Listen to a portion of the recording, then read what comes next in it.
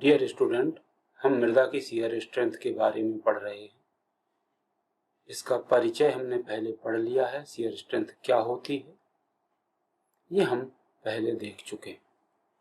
हमने देख लिया कि जो सॉइल की शियर स्ट्रेंथ होती है वो दो हिस्से उसके हमने देख लिया है कि सॉइल में जो शियर स्ट्रेंथ होती है वो दो कारणों से होती है। एक कोहेसिव फोर्स के कारण या संसंजन बल के कारण, दूसरा आंतरिक घर्षण बल या इंटरनल फ्रिक्शन के कारण। क्लेई सॉइल जिसके कण एक दूसरे से चिपकते हैं उसमें शियर स्ट्रेंथ कोहेसिव फोर्स के कारण होती है, जबकि कोहेशनलेस सॉइल जैसे कि रेत आदि इसमें जो शियर स्ट्रेंथ होती है वो इंटरनल फ्रिक्शन के कारण होती है। कोहेसिव सॉइल की शियर स्ट्रेंथ पार्टिकल की कणों की सूक्ष्मता पर, कणों में मृतिका के अनुपात पर और मृदा में जलांश पर निर्भर करती है, जबकि कोहेशनलेस सॉइल की शियर स्ट्रेंथ कणों के आकार एवं आकृति पर, सतह के रूखेपन पर और मृदा की सघनता या रिलेटिव डेंसिटी पर निर्भर करती है। हमने कूलम का नियम भी पढ़ लिया है, जिसके हिसाब से शियर स्ट्रेंथ कोहेसिव फोर्स और नॉर्मल स्ट्रेस का फंक्शन होती है। इसमें सी कोहेशन है, सिग्मा नॉर्मल स्ट्रेस है, phi angle of internal friction है और टाउ शियर स्ट्रेंथ है। इसी इक्वेशन को हमने ग्राफिकली रिप्रेजेंट किया तो नॉर्मल सॉइल के लिए हमारा जो फेलियर एनवलप है वो हमें इस तरह से मिलेगा, जबकि कोहेशनलेस सॉइल के लिए हमें इस तरह से मिलेगा जिसमें सी का मान 0 होगा और हमारा ग्राफ ओरिजिन से शुरू होगा। और कोहेसिव सॉइल के लिए हमारा फाई का मान 0 हो जाएगा। इस तरह से हमें टाउ इज इक्वल टू सी। ये भी हम पहले विस्तार से पढ़ चुके हैं। हमें सॉइल की शियर स्ट्रेंथ निकालने की विधियों को देखना है। सॉइल की शियर स्ट्रेंथ निकालने की विधियों को दो हिस्सों में बांटा है, प्रयोगशाला विधि और क्षेत्र विधि। प्रयोगशाला विधि में हमारी बॉक्स शियर टेस्ट या डायरेक्ट शियर टेस्ट, त्रिअक्षीय विधि या ट्राइएक्सियल टेस्ट, अपरिबद्ध संपीड़न परीक्षण या अनकन्फाइंड कंप्रेसिव स्ट्रेंथ टेस्ट, जबकि क्षेत्र विधि में फलक अपरूपण परीक्षण या वैन शियर टेस्ट है। हमें ये टेस्ट करने की विधियों को विस्तार से देखना है। हम टेस्ट की विधियां देखें उसके पहले हमें ड्रेनेज कंडीशंस को समझना है। हालांकि ये पिछले लेक्चर में मैं आपको समझा चुका हूं, लेकिन महत्वपूर्ण है इसलिए एक बार फिर से उसे रिपीट कर देता हूं। हमारे टेस्ट के दो फेज होते हैं। एक फेज में हम नॉर्मल स्ट्रेस अप्लाई करते हैं, नॉर्मल फोर्स अप्लाई करते हैं। उस स्थिति में हम सॉइल का कंसोलिडेशन होने दे सकते हैं या नहीं होने दे सकते।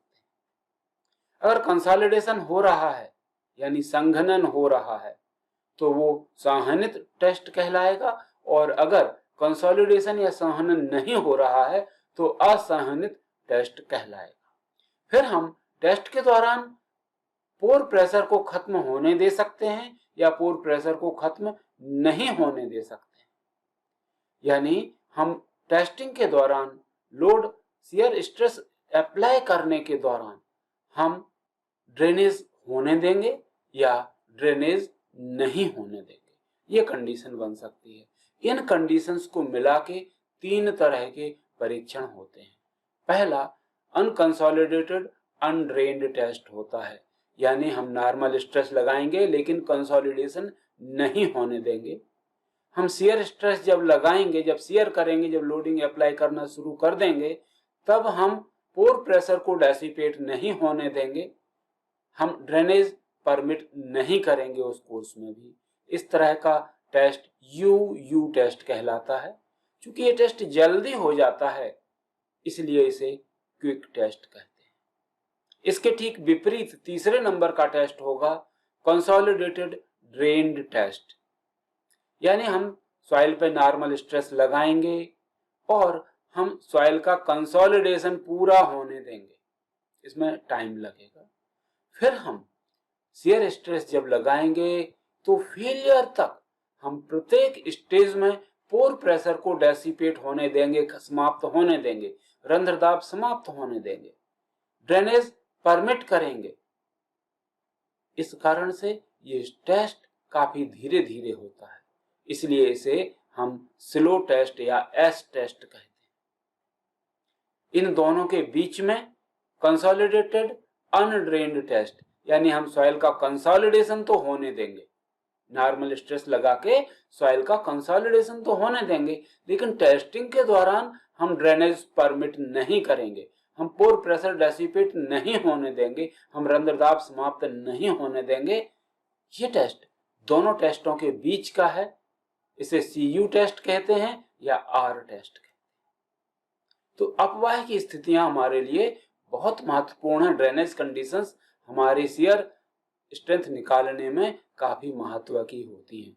हम फील्ड कंडीशन के सिमुलेट करते हुए हम क्षेत्र में जो स्थितियां आनी हैं उनकी समानता को बनाते हुए ही टेस्ट की ड्रेनेज कंडीशन को डिसाइड करते हैं। हम डायरेक्ट शियर टेस्ट के बारे में जानना चाहते हैं। डायरेक्ट शियर टेस्ट में ये एक छोटा सा हिस्सा है उसका, जो उसका मेन पार्ट होता है। पहले हम पूरी मशीन, हमारी मशीन डायरेक्ट शियर टेस्ट में इस तरह की हो। ये हमारे पास एक मोटर लगी हुई होती है जो हमारी पूरी असेंबली को चलाती है। ये हमारी नॉर्मल स्ट्रेस लगाने की असेंबली है। यहाँ से हम नॉर्मल स्ट्रेस लगाते हैं।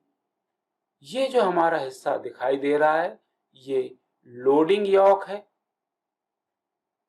नॉर्मल स्ट्रेस लगाने के लिए कई बार हम एक कैंटिलीवर मेथड से इसमें लगा देते हैं, तो ये हमारी लोडिंग की एक अल्टरनेट व्यवस्था है। ये हमारा एक स्क्रू है, एक व्हील है जिसको मूव करने से हमारा शियर बॉक्स आगे की तरफ बढ़ेगा। ये हमारा प्रूविंग रिंग है और इसमें एक डायल गेज लगा हुआ होता है। हम स्ट्रेस का मेजरमेंट प्रूविंग रिंग की हेल्प से करते हैं। ये हमारा शियर बॉक्स है।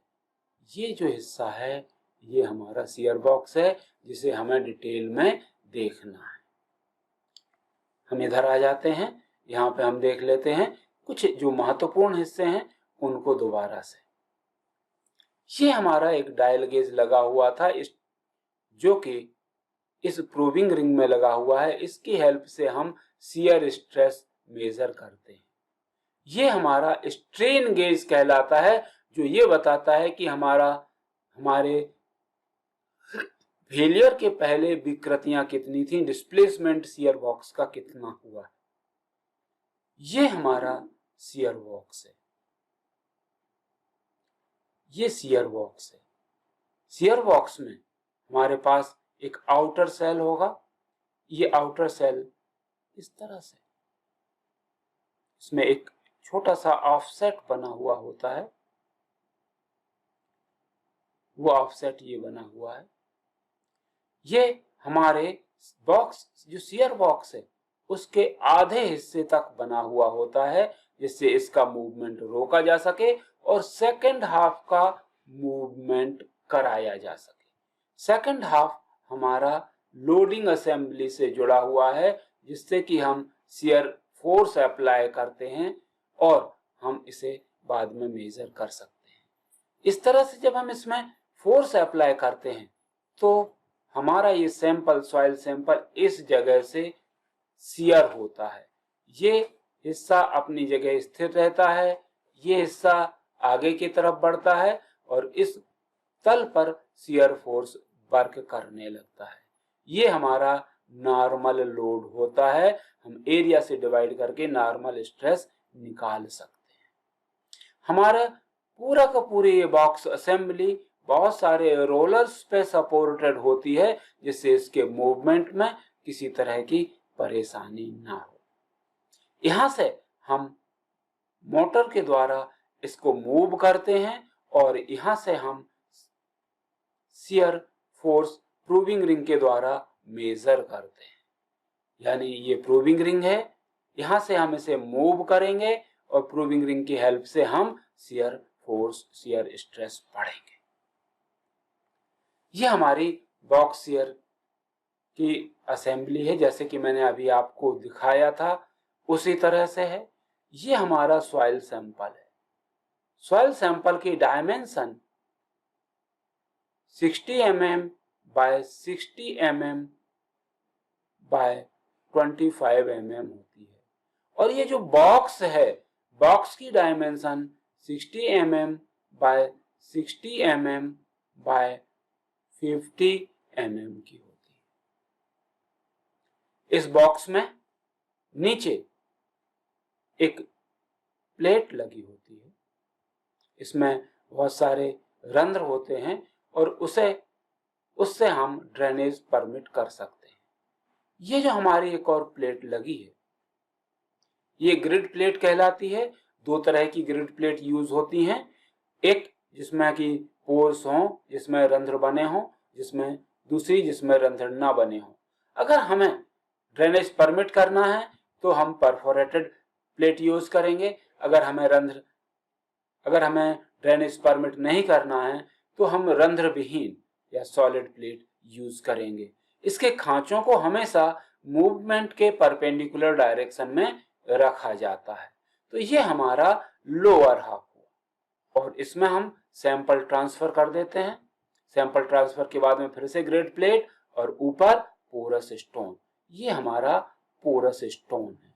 पोरस स्टोन एक इस तरह का पत्थर होता है जिसकी पारगम्यता, सॉइल की पारगम्यता, जो हम जिसका टेस्ट कर रहे हैं उसकी पारगम्यता, उसकी एक्सपेक्टेड पारगम्यता से, उसकी अनुमानित पारगम्यता से लगभग 10 गुना ज्यादा होती है। ये हमारा प्रेशर पैड है, यहाँ पे एक बॉल यूज होती है और यहाँ से नॉर्मल स्ट्रेस लगाया जाता है। यानी नॉर्मल स्ट्रेस हम यहाँ से लगाएंगे और शियर लोड हम यहाँ से लगाएंगे। ये हमारी पूरी असेंबली होती है। ये असेंबली फिर से डिटेल में दिखाई गई है। सबसे पहले हमारे इसके डायमेंशंस हम देख लेते हैं। 60 बाय 60 mm और ये डायमेंशन 50 mm। इसमें सॉइल सैंपल जो हम यूज करेंगे वो 25 mm थिक होगा। नीचे एक बेस प्लेट लगी होगी, जो ये खांचे बने हुए हैं ये पिन पे सपोर्टेड हो जाते हैं। फिर हम एक पोरस प्लेट यूज करेंगे। पोरस प्लेट इस तरह की होगी कि उसकी पारगम्यता सॉइल की एक्सपेक्टेड परमेबिलिटी से 10 गुना ज्यादा होगी। फिर परफोरेटेड और सॉलिड ग्रिड प्लेट यूज होगी। इस ग्रिड प्लेट का क्रॉस सेक्शनल व्यू इस तरह से होगा, लगभग सॉइल स्पेसिमेन होगा, 25 mm थिक होगा। फिर से परफोरेटेड और सॉलिड ग्रिड प्लेट होगी, पोरस प्लेट होगी और लोडिंग पैड होगा। ये हमारे शियर बॉक्स की असेंबली होगी। कैसे किया जाएगा? हम शियर बॉक्स को पूरा तैयार कर लेंगे, सॉइल सैंपल इसमें लगा देंगे और यहां पे हम सुटेबल लोड यूज कर लेंगे। ये लोड 0.5 किलोन्यूटन पर mm स्क्वायर, 1 किलोन्यूटन पर mm स्क्वायर, 1.5 किलोन्यूटन पर mm स्क्वायर की इंटेंसिटी का स्ट्रेस पैदा करने वाला हो सकता है।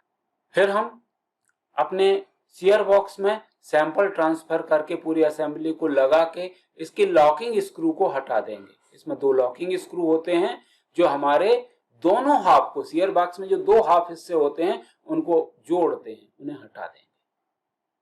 फिर हम इस मोटर को चालू करके फॉरवर्ड मोशन शुरू कर देंगे तो हमें यहाँ पे स्ट्रेसेस दिखाई देने लगेंगे। इसकी हम डायरेक्ट रीडिंग नोट करते जाते हैं। इसकी लीस्ट काउंट पॉइंट 002 mm की होती है और यहां से जो दूसरा डायल गेज लगा हुआ होता है उससे हम स्ट्रेन पढ़ते जाते हैं। इसमें जो रीडिंग्स आती हैं उन्हें एक कैलिब्रेशन चार्ट की मदद से हम फोर्स में कन्वर्ट कर लेते हैं और एरिया से डिवाइड करके हम उन्हें स्ट्रेस में कन्वर्ट कर लेते हैं। हम मूवमेंट तब तक परमिट करेंगे जब तक कि हमारे स्ट्रेन गेज की रीडिंग बढ़ते बढ़ते अचानक घटने नहीं लगती है या एक निश्चित स्ट्रेन हमें प्राप्त नहीं हो जाती। उस कंडीशन के बाद हम अपने टेस्ट को बंद कर देते हैं। इस तरह से हमें नॉर्मल स्ट्रेस और शियर स्ट्रेस का एक सेट मिल जाता है। अब हम नॉर्मल स्ट्रेस को बदल के इसी परीक्षण को फिर से करते हैं और नॉर्मल स्ट्रेस की वैल्यू बदल के हम इसी परीक्षण को फिर से करते हैं। फिर एक सामान्य ग्राफ पेपर पे हम नॉर्मल स्ट्रेस और शियर स्ट्रेस की वैल्यूज को प्लॉट कर लेते हैं। ध्यान रखना है कि दोनों तरफ स्केल एक ही हो और इन्हें एक स्मूथ लाइन से मिला देते हैं। उस वक्त वो लाइन का जो इंटरसेप्ट प्राप्त होता है वो c होगा और इसका जो स्लोप प्राप्त होता है वो phi होगा। इस तरह से हम डायरेक्ट शियर टेस्ट कंप्लीट कर लेते हैं। इससे रिलेटेड वीडियो के 2 लिंक आपको दिए जा रहे हैं। दोनों लिंक का आप यूज करके आप डायरेक्ट शियर टेस्ट की पूरी प्रोसेस को फिर से विस्तार से देख सकते हैं। इस टेस्ट के क्या लाभ हैं और क्या हानियां हैं, ये परीक्षा की दृष्टि से महत्वपूर्ण है। ये अत्यंत सरलता से किया जा सकता है। इसमें समय कम लगता है। इसमें जो हमारा सॉइल सैंपल है उसकी मोटाई केवल 2.5 सेंटीमीटर 2.5 सेंटीमीटर या 25 मिलीमीटर होती है। इसलिए इसके रंध्रों से जल शीघ्र बाहर आ जाता है। ड्रेनेज कंडीशन के हिसाब से इसमें ड्रेनेज जल्दी हो जाता है। ससंजन विहीन मृदाओं की यानी कोहेशनलेस सॉइल की शियर स्ट्रेंथ निकालने के लिए ये बहुत सही परीक्षण होता है। बहुत अच्छा, बहुत उपयुक्त परीक्षण है। क्या क्या हानियां हैं? इसमें जो स्ट्रेस डिस्ट्रीब्यूशन है वो पूरे सैंपल में एक जैसा नहीं होता। किनारों पे स्ट्रेस ज्यादा होता है जबकि बीच में स्ट्रेस कम रहता है।